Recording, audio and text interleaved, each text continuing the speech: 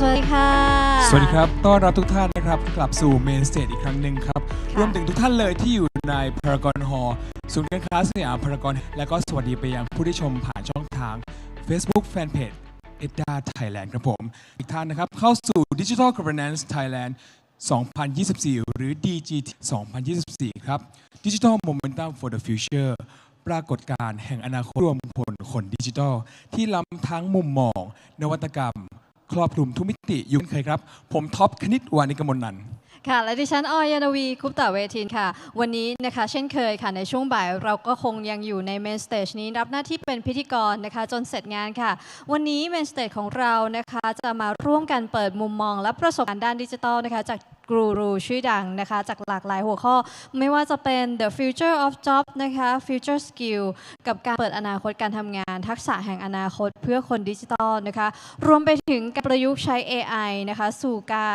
สร้างพื้นที่แห่งความสุขบนการทำงานเนาะ Saving Tomorrow's Workplace นะคะ The Role of Data and AI ค่ะ And also very good afternoon all ladies and gentlemen and distinguished guests and everyone in Siam Paragon Hall. Also, I would like to say good afternoon as well to everyone who watching us through the Facebook fan page ETDA Thailand. Welcome again to Digital Governance Thailand 2024 or DGT 2024. Let me introduce ourselves again. My name is Top Kanit Wanikamunan. And my name is Orianavi Kuptavetin. We are also on main stage and we will update your perspective and open your world with the special topic for the next topic is the future of job, the future skill, and saving tomorrow's workplace.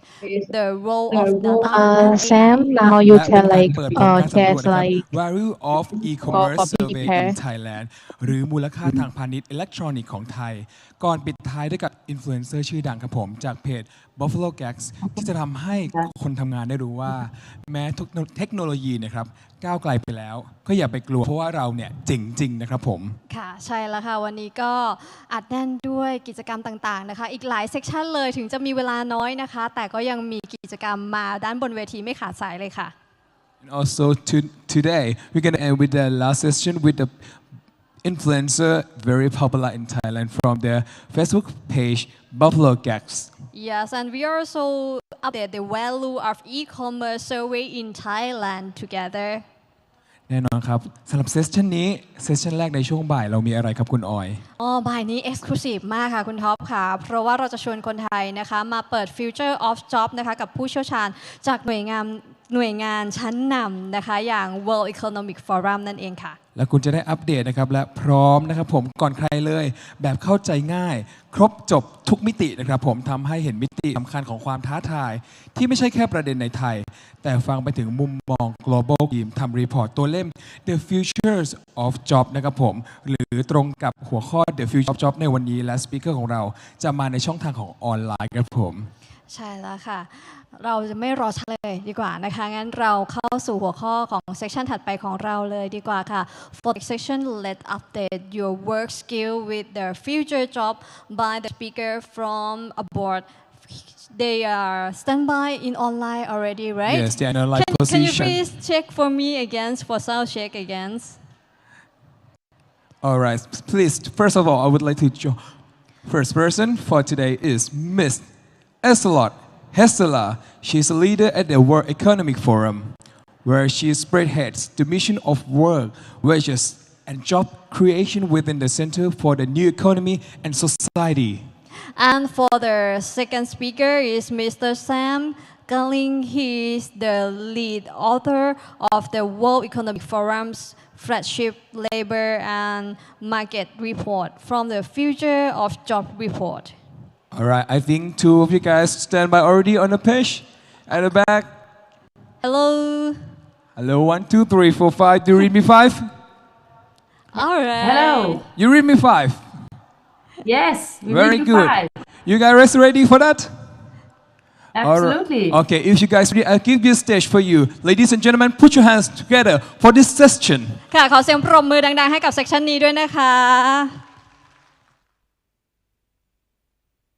Thank you, everyone. it's an honor to be with you here today in Thailand to talk about the future of jobs, and thank you so much for your invitation. My name is Elselot Hasselaar. I head the mission that runs the Jobs Initiative at the World Economic Forum, and with me is Sam Grayling, who is the author of a lot of the research that we'll be going through today. So let me tell you what is the plan for our presentation to you today.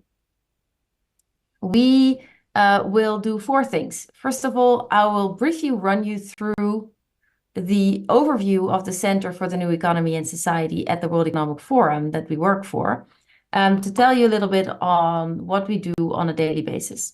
But the most important part of the conversation today is going to be about our research. And we bring to you global insights on jobs, skills, and the impact on technology from a range of our reports, our Future of Jobs report, our Jobs of Tomorrow series on the potential impact of AI on jobs, as well as from our Global Digital Jobs report. Then we bring you some specific insights on Thailand and some of the specific data we have found on Thailand and the situation there in order to be able to compare some of these developments in Thailand vis-a-vis global developments. And lastly, we also hope that this presentation today is a starting point for a longer relationship with Thailand and the several ministries within it, amongst others, ETDA, around potentially a national initiative called the Jobs Accelerator as well. So as we close the presentation today, I'd love to tell you a little bit more about that, and hopefully this can be a starting point of a longer relationship between the Thai government and local society, as well as the World Economic Forum. So with that, let me tell you a little bit about the Center for the New Economy and Society. So the World Economic Forum has its headquarters in Geneva, and we are the international organization for public-private collaboration, working towards improving the state of the world. Now, within the World Economic Forum, the Center for the New Economy and Society is responsible for the full socio-economic agenda. So we really look at global economies, seeing there have been successive shocks, as we all know, widening inequality and polarization. And we are looking at new models and new standards and driving collaborative action towards systemic change that will lead to better outcomes for all economies around the world. So we work with roughly almost 200 corporate forum partners, and then we have 400 companies engaged at the highest leadership levels, and we work with roughly almost 50 governments around the world. And basically, we organize our work around three themes that are all very much interconnected, of course, and what we'll be telling you today is touching upon all of it, but centered in the middle one. So we focus on fostering economic growth and risk preparedness. So thinking with economies about what is the growth we would like to see beyond GDP, what is the growth economies would need in order to prosper and thrive, while at the same time managing risks on an ongoing basis. Secondly, then, we focus on investing in talent and human capital. And so Sam and I, who are with you today, are both, I head that pillar and Sam works in my team. And so we focus on the world of work, on wages, on job creation, but also on education and skills and learning, making sure that people have the right skills and education in order to take any job opportunities that are there in the economy. And lastly, of course, our team has a big focus on promoting equity and inclusion through global gender gap reports, but also the broader diversity, equity, and inclusion agenda, as well as specifically the equitable transition. So around all of these topics, we drive impact, first of all, by generating insights. So in the first pillar, we have what we call the Future of Growth framework. In the second pillar, we have our Future of Jobs report, our Jobs of Tomorrow white paper series. And in the third pillar, we, for example, have our Global Gender Gap report. We take those insights and we then make them bring them alive basically by global alliances of companies, but also by national level action like these accelerators I talked about before, and also through events like today, where we really go out and tell the people about our findings in the hope that outcomes will improve. So that is then the introduction to Sam, really, my colleague and the lead researcher in our team, who will take you through a detailed overview of our analysis on the future of jobs. With that, and no further ado, over to you, Sam. Thank you very much. Thank you, Elselot, and thank you everyone for coming along today. I'm really excited to be here and looking forward to these next little while to tell you about the future of jobs, what we've found at the World Economic Forum. So first of all, I just want to take you through quickly what the future of jobs is. It's a report that we produce every 2 years. And what we do is we ask businesses around the world, or many of the biggest employers around the world, about all the things affecting them as businesses, as employers. What are the big trends? What is it going to do to employment? And from that, we get an understanding of what is likely to happen around the world, or what is expected to happen around the world. And I'm going to take you through our findings from that today. So first of all, if I was to take the whole report, you can find it online. We've got a link for you. It's a couple hundred pages long, but if I was to take all of that and put it onto one slide for you, this would be that one slide. So from all the impacts that we asked about is really 3 big trends that are affecting the world. And they're having different impacts on jobs. So the first one is the green transition. Green transition is undoubtedly one of the biggest things impacting employers around the world. And employers are pretty much unanimous. They agree that it is going to drive job growth. Technology is the other thing. Even a bigger impact than the green transition is how much technology is affecting employers. But the impact on jobs is a much more mixed story. Many expect it's going to do great things for jobs and create many more jobs. But there's also many employers who expect that it's going to harm jobs and that they will employ fewer people as a result.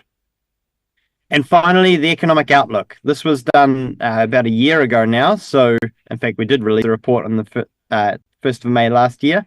And the economic outlook then was even more shaky than it is now. We've just released our chief economist report, which is much more optimistic. That was released yesterday. It's much more optimistic than it was a year ago. But a year ago, it was in a very tenuous position, and it was expected to have a very poor outlook for jobs.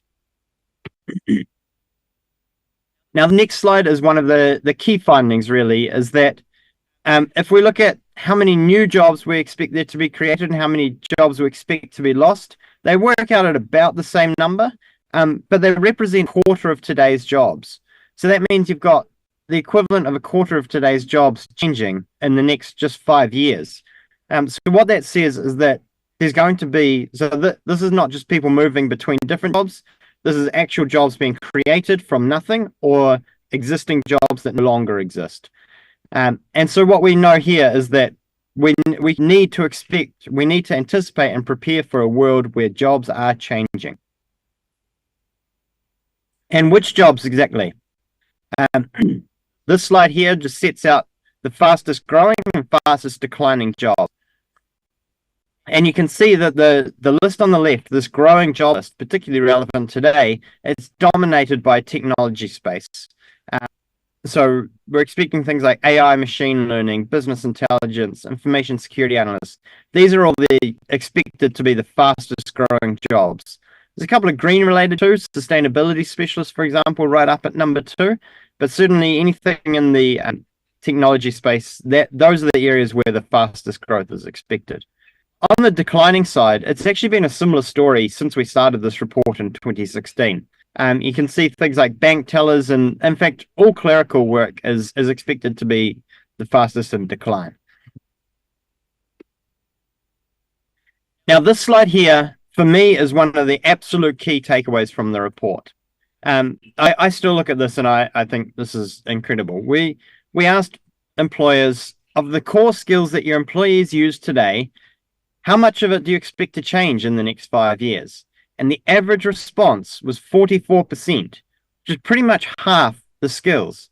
So if you think about it, and I do this regularly, what are the skills that I use today? In just 5 years' time, I'm expecting that half of them are going to change from what I use now.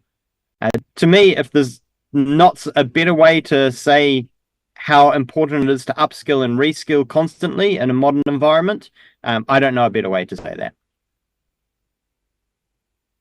that. So which skills? And I'm going to put on our wee animated piece here.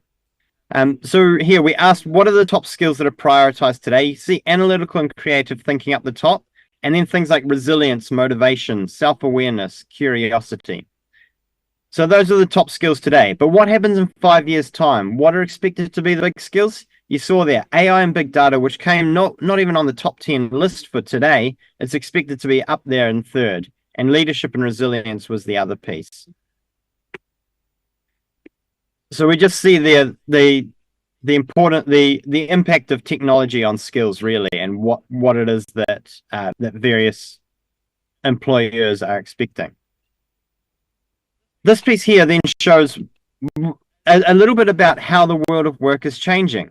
So we asked employers, how much of your jobs, how much of the tasks that you do in your organization now, how much of that is done by humans and how much is done predominantly by machines?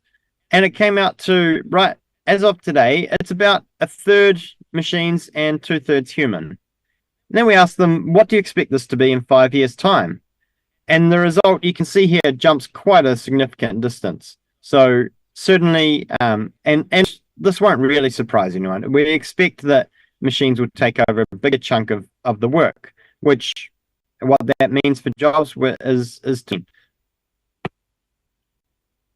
So I'm taking you on now to actually a different piece of insights work. So it's from one of the other reports where we looked at, given all this impact of technology, we know it's having I've just told you, it's having a big impact on jobs. Whether that's positive or negative is a little bit unclear. And we know AI and particularly large language models and generative AI have been everywhere over the last 12 months. So what are they actually going to do to jobs?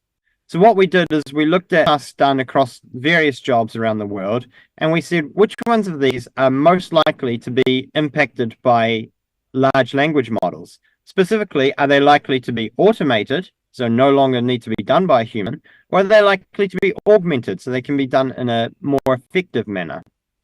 Alternatively, have they got lower potential for automation or augmentation, or are they just non-language tasks and irrelevant for large language models? And what we've got here is the job functions ranked by how much they're likely to be impacted by large language models. You can see there, IT technology, you've got almost 3/4 of job tasks are expected to be impacted by large language models. But that is hugely split, as about 1/3 of them are expected to be automated. And then even more than that are expected to be augmented. So really it's a story of both sides of the coin there, some being automated, some being augmented, making the humans in those roles even more effective. And you can see the other 5 top roles impacted by large language models too. You can see finance, customer sales, operations, also human resources are all our top job functions who are exposed to automation or augmentation. So look at, we know workers are concerned about what impact generative AI will have, but in what particular ways? And there's really 3 key areas that workers are aware of.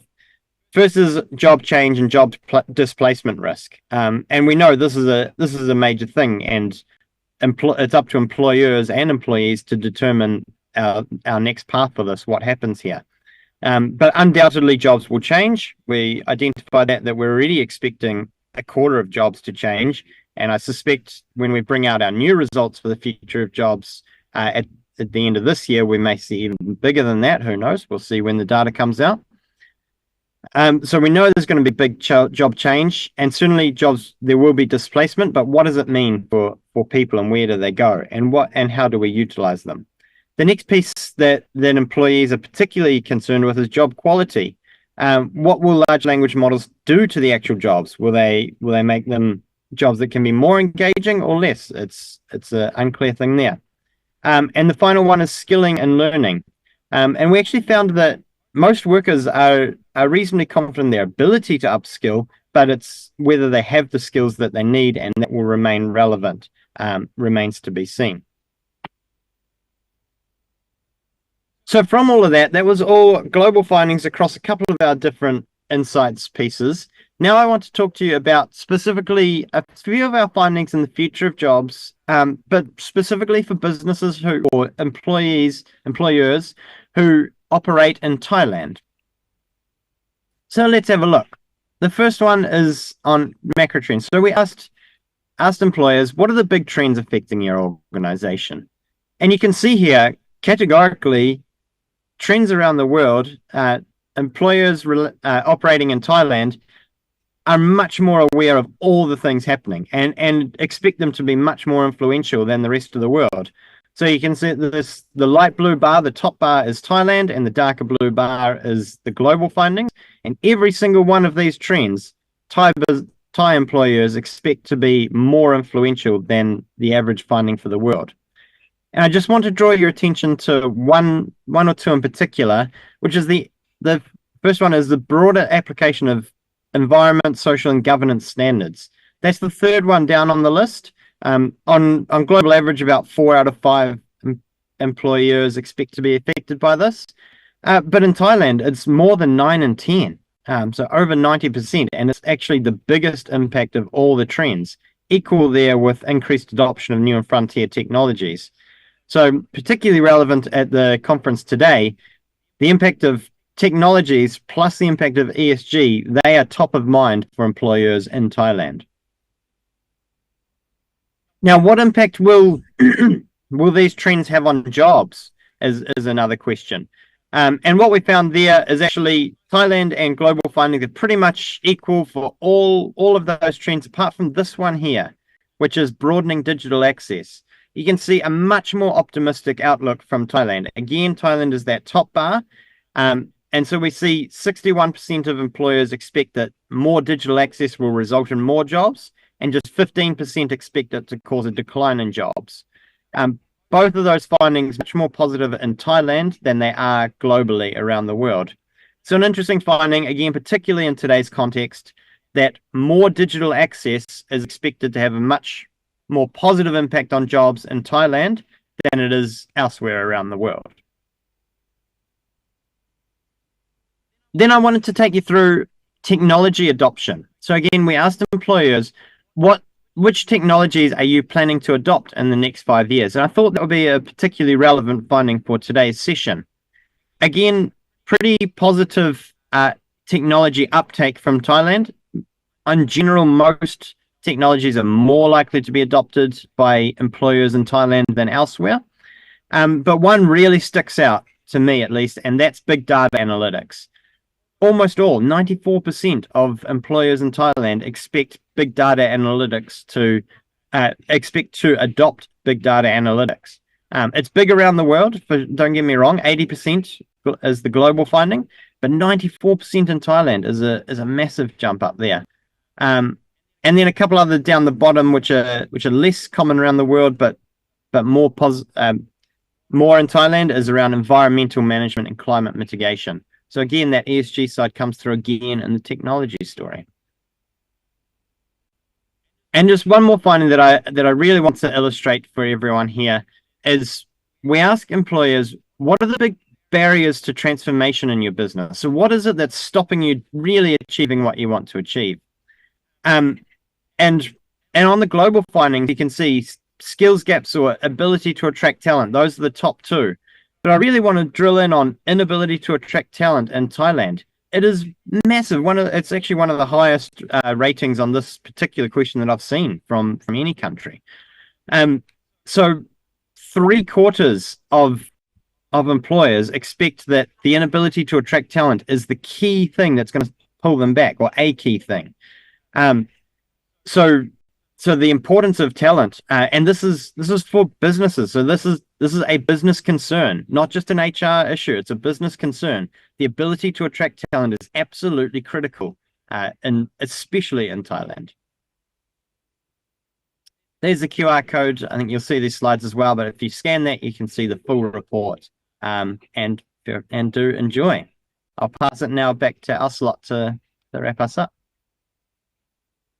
Thank you very much, Sam, and thank you for running us so eloquently through those findings of our research on a global level, as well as for Thailand specifically. And I do hope the audience will benefit from some of these insights, and hope that it will inform their decision making as they try to prepare for future of work and make it more equitable and inclusive for everyone. So if I just try to take away sort of the three key findings that Sam just presented, I think we talked about the fact jobs are going to change, right? On a global level, we see a quarter of all jobs are expected to change, and this also holds true for Thailand. And so the job for policymakers, as well as business, as well as workers themselves, is really to make sure workers can move between jobs. As Sam was saying, that there is proper upskilling and reskilling to make sure people are ready for the future of jobs, and people can change jobs if necessary.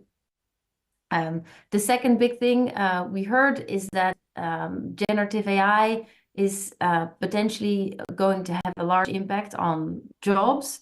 But I think what is important for us in these findings is that it's not a story of always automation. There is a story there on jobs being automated because AI can do some of that work for us. But for a large part, it's also about augmentation and making workers more effective, faster, and better at their work. We are at the forum really going to focus on that as well. How can we make sure generative AI augments jobs, augments workers in order to lead to productivity growth? And then the third thing I think Sam said was that in Thailand, almost all of those global findings that he presented are even more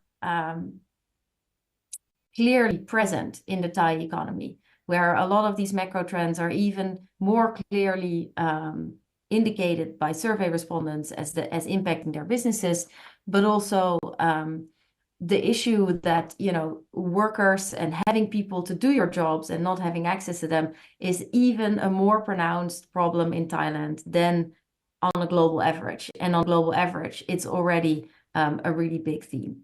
So I think what I'd like to do in maybe the last 5 or 10 minutes to wrap this presentation up is to talk a little bit about what we do at the World Economic Forum to address some of these issues. And I think we do really speaks to all of those 3 key points that Sam just highlighted throughout slides. So as I mentioned at the beginning of our presentation, we are the team that manages the World Economic Forum's Jobs Initiative.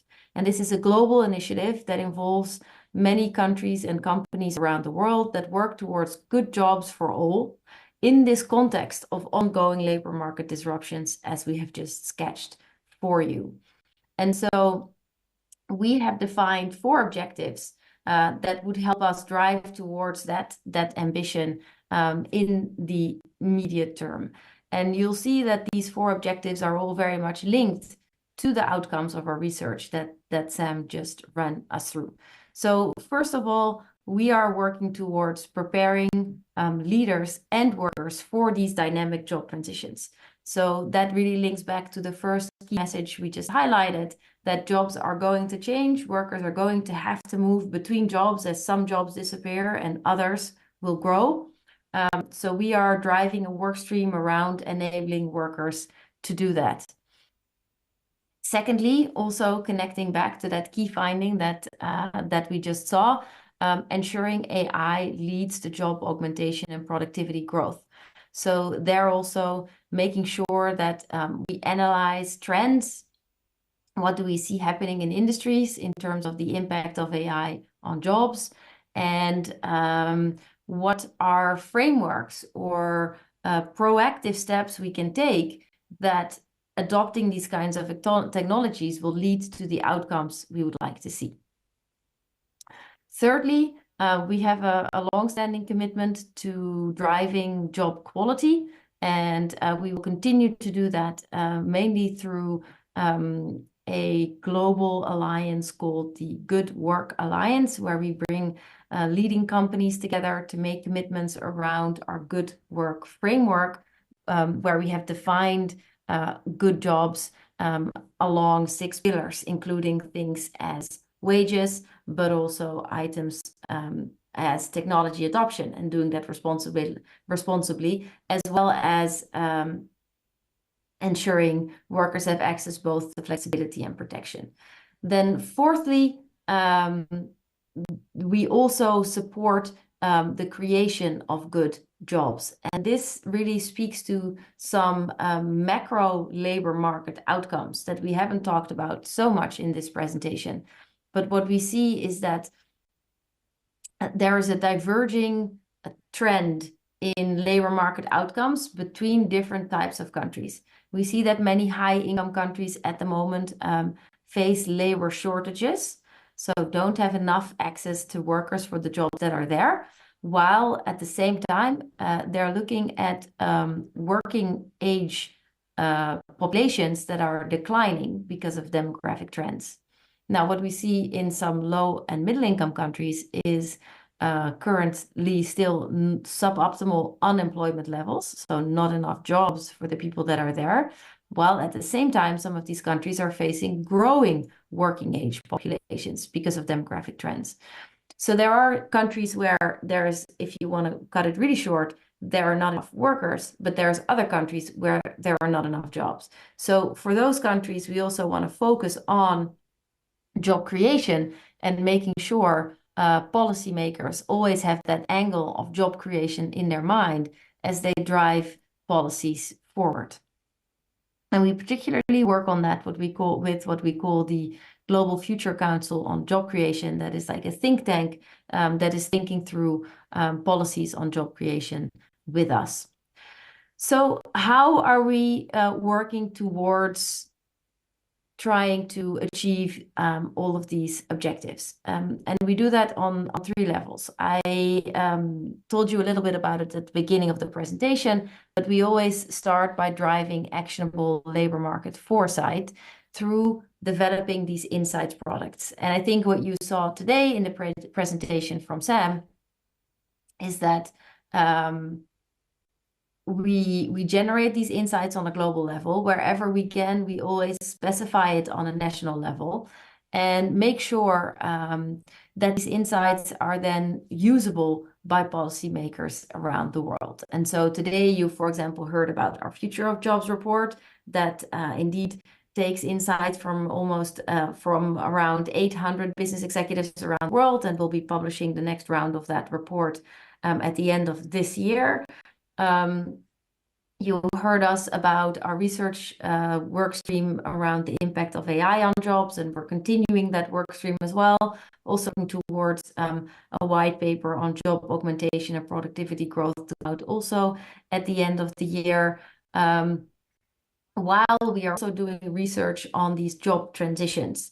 And actually already in September, we're looking forward to publishing a white paper around analyzing what are the logical job transitions to be made. So what jobs are similar in terms of the kinds of skills you need, and therefore it's an easy transition to make with only maybe little upskilling and reskilling needed. So we're going to analyze the jobs that are declining and see what are logical pathways or transitions for workers to make from those jobs, as well as then thinking through a policy framework of what's needed to make sure those job transitions actually happen.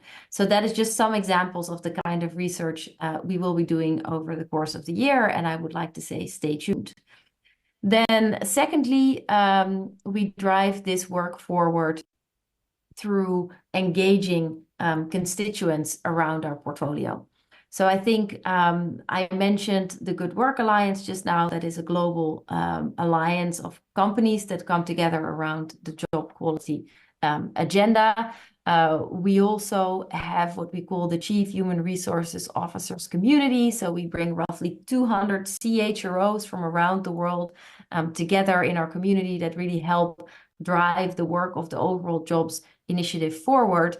And we are steered at the highest level by what we call the Jobs Consortium, where a group of CEOs and ministers set the vision for this jobs initiative and really champion the agenda on the forum's platform. But I think most importantly for today, I'd like to highlight the connection between our insights portfolio and our national level action through the accelerators network. And so our country accelerators are national level public-private collaboration platforms that are closely connected to the World Economic Forum and run for a short time frame, roughly 1.5 to 3 years, where we bring local ministers with local CEOs together as co-chairs. We support this group with our research, with our analysis to drive towards a very high level and succinct action plan that the country then as a consequence involves a group of local businesses on to drive some of these impacts and insights forward that we are finding on a global level. So, for example, these Thai findings of the Future of Jobs report and the fact that talent is going to be so crucial and the fact that the Thai economy actually expects increased digital adoption to lead to job creation, those kind of insights we would feed into a Thai action plan that would help the Thai economy get ready for the future of work faster and better. And as a result, of course, the countries that work with us through this accelerator model, we involve them quite heavily in the events that we organize throughout the year, but also our online platform that has a lot of visibility. And we really then, on an ongoing basis, work really closely together. And as you can see, we currently work together already with roughly 30 countries around the world, really geographically spread quite diversely. And once we work with a country, they always stay involved. So some of these blue dots are countries that we started working with already 8 years ago, but they are still in our network as an alumni. So if there is one key message I would like to end this presentation on is that it would be fantastic if we can join Thailand as a partner in our global learning network of the Center for the New Economy and Society. And if we can translate some of these insights that Sam has shared with you today into more concrete ways for the local Thai economy and work together on an ongoing basis to make sure Thai workers are prepared for a better future of work that is digitally and technology enabled. So with that, feel free to look up all of our research, get to know us online. We are here at your disposal. So then I would like to thank you very much for having us here today. I would like to thank the organization at the ministry for a fantastic event. And I wish you all the best for this event. I hope it delivers onto its objectives. And it was an honor both for Sam and myself to be here with you today. And I hope it will be the beginning of a journey together. Thank you so much for sharing us the knowledge and inspiration for Thai workers. Yes, thank you very much, Ms. Elselot Hasela, and also Mr. Sam Glenling for sharing very informative and useful information for this session right now in the topic of future of jobs. ค่ะและเมื่อสักครู่นี้นะคะเราก็ได้เรียนรู้นะคะรูปแบบการทำงานในอนาคตเพื่อให้ทุกท่านนะคะได้เตรียมความพร้อมเตรียมตัวนะคะพัฒนาตัวเองพัฒนาศักยภาพรวมถึงหาความรู้นะคะให้ตอบโจทย์กับโลกเทคโนโลยีที่กำลังจะก้าวล้ำไปในอนาคตค่ะและเขาก็เน้นย้ำถึง3กุญแจสำคัญนะครับหัวข้อ Green Transition นะครับ Technology and also Economic Outlook นะครับและรูปแบบของเทคโนโลยีต่างๆในประเทศไทยครับค่ะและก่อนที่เราจะก้าวเข้าสู่เซสชันถัดไปคุณท็อปวันนี้นะคะเหลือเวลาอีกไม่นานแล้วแต่ของรางวัลเรายังเหลืออยู่เยอะนะแต่ตอนนี้อยากให้สแกนนี่ก่อน QR code ทำแบบประเมินกันนิดนึงเนอะก่อนอื่นเรายังไม่ได้ say goodbye กับสปีกเกอร์ของเราเลยนะคะก็ thank you very much and also have a nice evening as well bye bye ขอเสียงปรบมือให้กับสปีกเกอร์ทั้งสองท่านอีกหนึ่งครั้งทางออนไลน์นะครับ Thank you so much for sharing us